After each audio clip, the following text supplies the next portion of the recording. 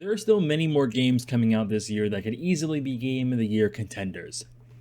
There have been lots and lots of games that are released, anywhere from Starfield to Armored Core to Baldur's Gate 3, The Expense, Pikmin 4, Final Fantasy 16. Lots of games have come out this year that could all be games or Game of the Year contenders. My personal choice that I think is going to be the Game of the Contender or Game of the Year winner is going to be Baldur's Gate 3, but that's just my own personal bias, just because I think the game is so good and it brought in so many more people into the franchise that have never played the franchise before, and they are absolutely loving it.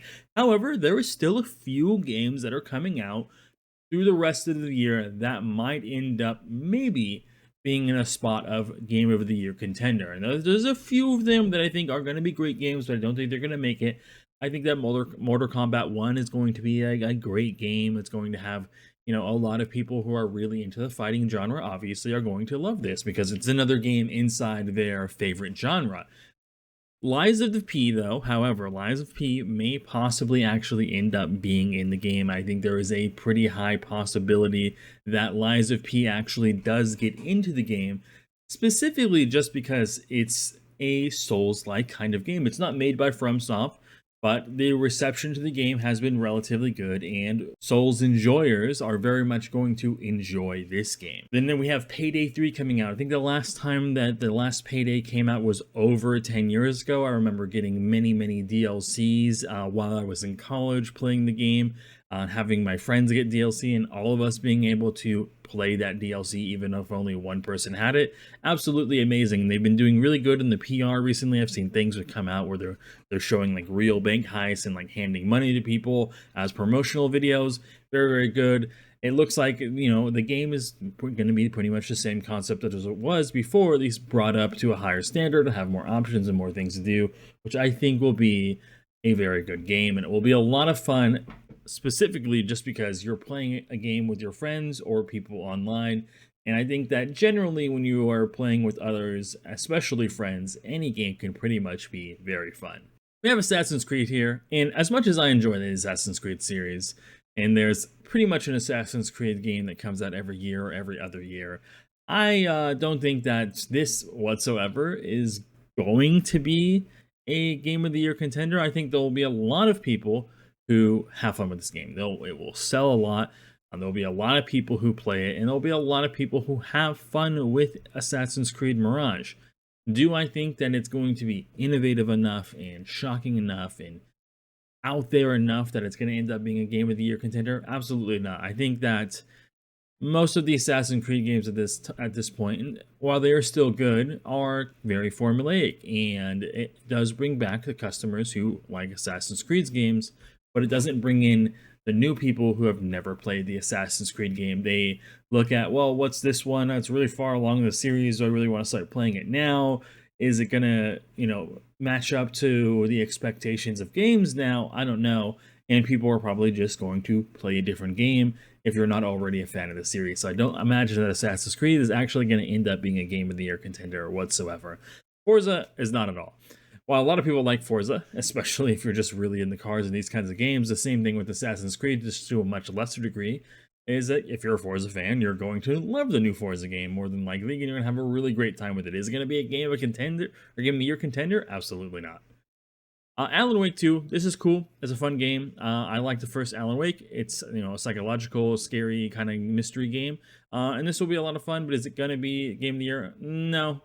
Marvel Spider-Man 2, that one could definitely be up there, but I think just with the amount of competition that is actually out with this year when it comes to like things like Starfield, Final Fantasy 16, Baldur's Gate 3, it doesn't stand a chance. Even though the Spider-Man games, especially recently, have been very good. They've been very interesting. They've been a lot of fun to play.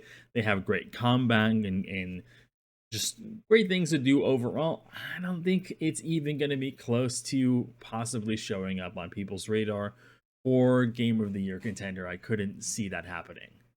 Super Mario Bros. Wonder is a Super Mario game. It's obviously going to sell really well. People who love Nintendo games are going to absolutely more than likely love this Super Mario's game. It's a little side-scrolling game, so it's going to probably be a lot of fun for a lot of people. Is it going to make game of the year? No. Is it going to be a really good, well-selling game? Yes. And there's going to be plenty of people playing it and a lot of people loving it. But I don't see it making anywhere near game of the year. The only one that even has a possibility from Nintendo that has the point of getting to game of the year, and I'm surprised I forgot this and didn't mention it earlier, is Tears of the Kingdom. Is Tears of the Kingdom definitely going to be a game of the year contender? Absolutely. Will it be the winner? It could be. It could be, but my hope is still on Baldur's Gate 3. Metal Gear Collection volumes, that's not, it's re-releases. Call of Duty Modern Warfare 3, I mean, this could end up being good, right? I played the Call of Duty games back in the days, particularly for the stories, and I love the multiplayer as well, but I really, really did like the stories, but it's been a really, really long time since I think we've actually got a Call of Duty that had not only just had a story component to it, but was actually good.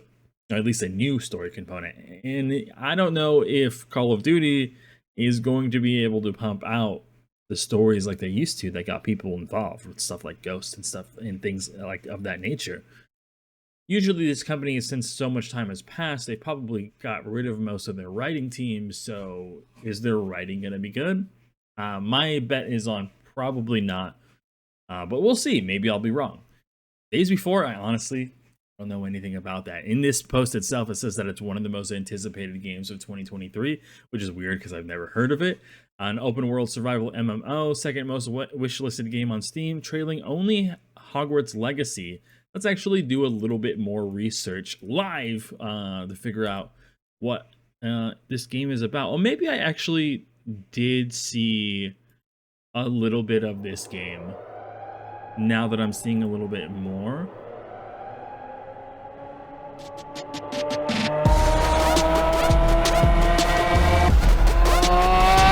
Oh, they've barely shown anything. I remember seeing this trailer now, and I was like, okay, this is literally nothing. It's like you're driving around in a car. When was this official trailer released?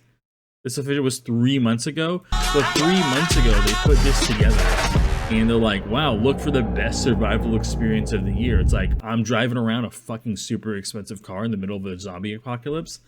I don't know if I would consider that a best zombie experience of the year. Yeah, when I saw this trailer, I don't like, it's the second most wishlisted behind Hogwarts Legacy. I am surprised. I don't think that this will be good at all. Like, this is the trailer that they showed 3 months ago, and it's supposedly coming out this year. I feel like they would have had more to show. I think I actually did see a little bit of news about this a while back that they don't actually have a game. That might be the case because they didn't show anything. So do they really have one? I don't know. Super Mario RPG. This is the full remake. Yes, this will be great. Absolutely. This is going to be a great game. I'm going to love it. I'm going to definitely be playing it myself. However, is it going to be Game of the Year contender? No, it's not. But it's going to be a really, really great nostalgia trip. It's going to be really, really cool to see another Super Mario RPG. If it does really well, that means that we might get more Super Mario RPGs in the future, and that would be really cool because I love RPGs. Avatar game, absolutely not. It's not happening. You would think usually games that are made after movies. If I'm correct, this is made after movies, first person action.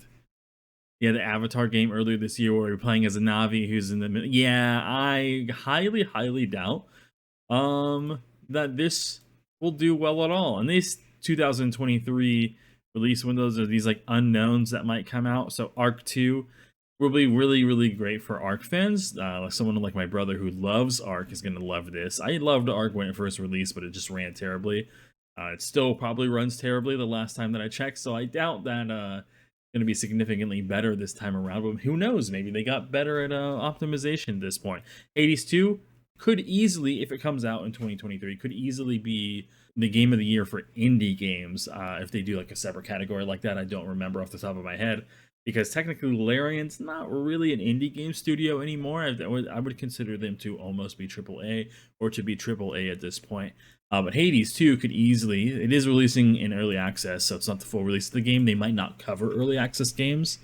But if they did, I could easily see Hades 2 doing really, really well and getting Game of the Year contender for indie games, just because people really, really liked Hades 1's, or Hades, words, the first Hades, because it was great, and there was like tons of stuff. Stalker 2 could maybe be up there, Warhammer, I don't know enough about Warhammer to say like, hey, it's definitely going to be up there and it's going to be absolute game of the year contender. I think there will be a lot of people who really, really do absolutely enjoy this game, but game of the year contender, probably not.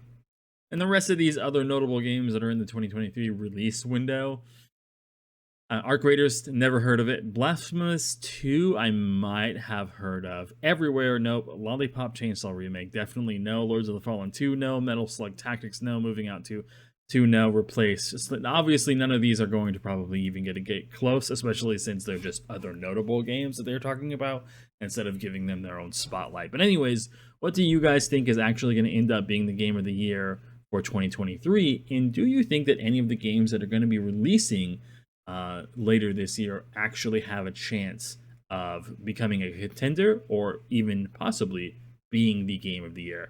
I think that the game of the year for this year has already come out, and none of these are probably going to break down who's ever going to end up as number one. You never know, it could change. But anyways, thank you guys for watching, and I will see you guys next time. Bye.